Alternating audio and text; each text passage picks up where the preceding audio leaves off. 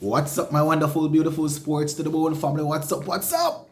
Welcome back, welcome back. A blessed morning to you guys. Bright and early. We're getting this one out of the way, number of viewers and subscribers.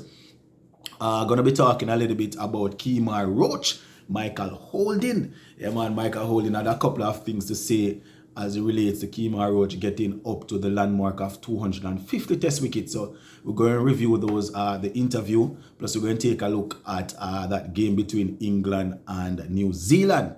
You know, we did a little video yesterday evening covering West Indies versus Bangladesh. So we're going to just talk a little bit about England versus New Zealand. So just hit that subscribe button, my peeps, and make sure you drop a comment in the comment section. All right, so as we know, Kemar Roach, he joined Michael Holding the other day on 249 test wickets, but he was able to surpass him yesterday, you know, getting over the 250 landmark. And we had the great man, the Whispering Death, sending in a little encouraging word to Kemar Roach, letting him know, you know, congratulations for getting past his landmark of 249 and moving over to 250. You know, it was definitely a nice touch. It was a nice touch hearing Michael Holding, giving Kemar Roach some praise.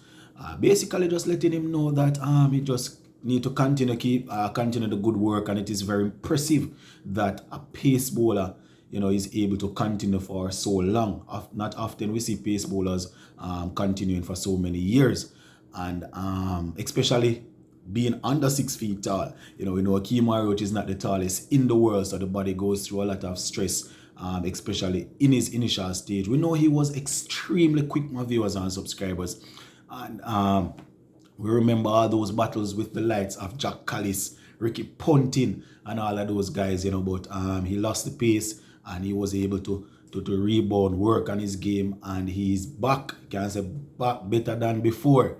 Yeah, man. So shout out to Michael Holding for encouraging Kemar Roach to continue. And in his response, you know, Roach was saying that when he was in England, you know, definitely Michael Holding reached out to him and he was able to have some conversation with him as it relates to his bowling. So apparently, you know, the great man, Mr. Holding, was helping Kemar Roach behind the scene, working on different things, which is very good.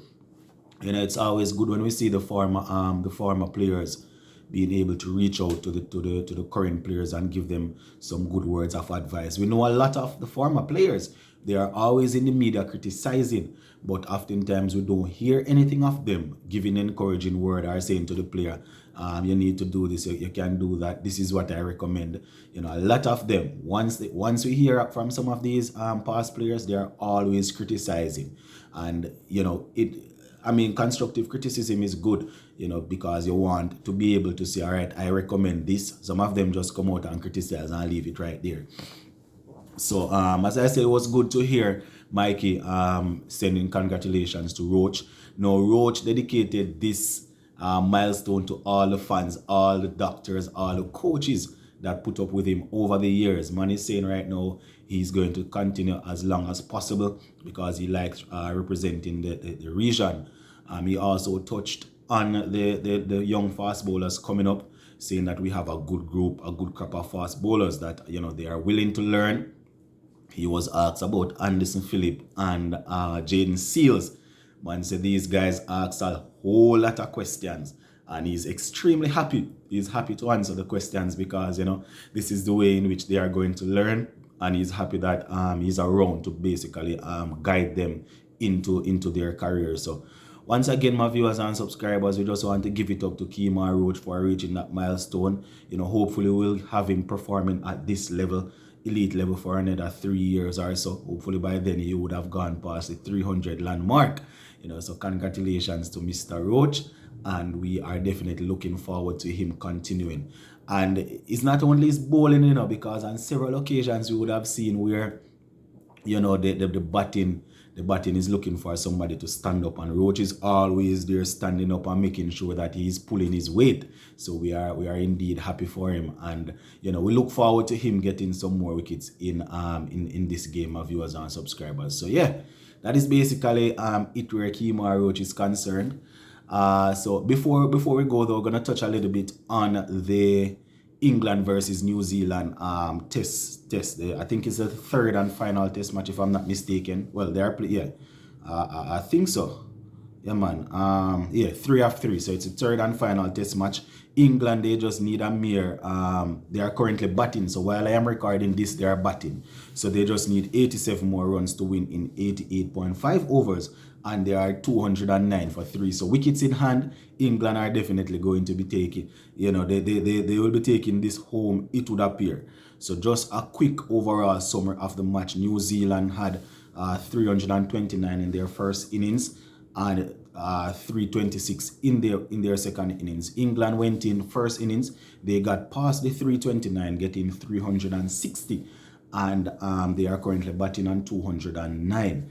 The top scorers for each team so far, in the first innings we had Mitchell getting 109 for New Zealand, and in the first innings for England we had Johnny Bairstow getting another century, 162, to basically show that here what his T20 form or T20 cricket is helping him.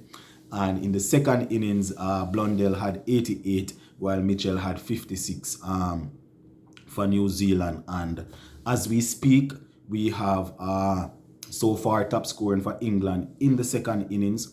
We have Ollie Pope, who was removed a short while ago, for 82.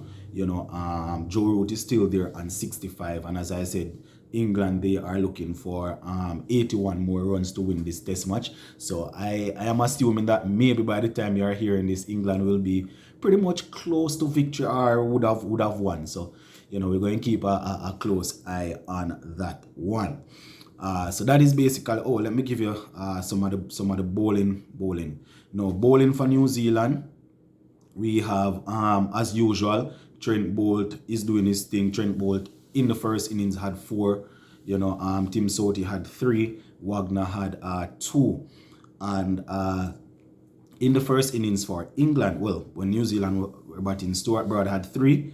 And Jack Leach had 5. I see they're hyping up Jack Leach now like he's the next like he's the greatest thing since sliced bread.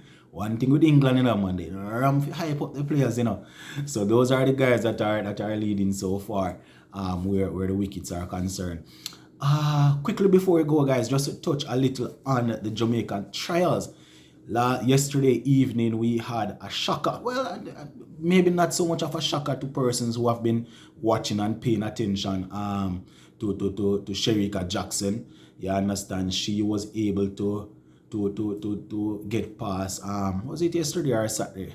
Was able to get past Elaine Thompson. She beat out Elaine Thompson and Shelly Fraser Price in the 200-meter finals at the Jamaican Trials to basically win both sprint titles. So the 100 and the 200-meter titles now belong to Shericka Jackson. She was able to get it in, I think it was about 21.55, and we remember that she is definitely doing well. She's doing well.